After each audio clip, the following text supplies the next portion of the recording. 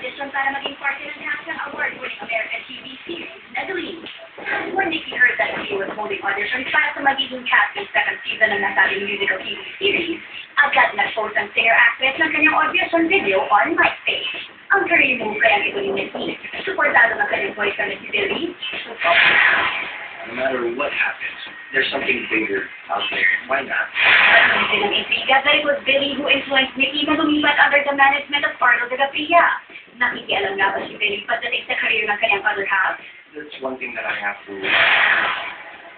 address a lot now. When it comes to, even if she's my girlfriend, wala akong say, that's buhay niya, that's her career. Ako support para ako. Pero happy kami na magkasama sa Ellie.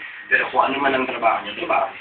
Billy also has big plans for his own career. At kanina lang, he renewed a 2-year contract under CBS-CBN kasama si National Head Tony Vidanes, Entertainment Head Mengis Tan, at Business Unit Heads na sina Joy Petisha and Anu Almaden.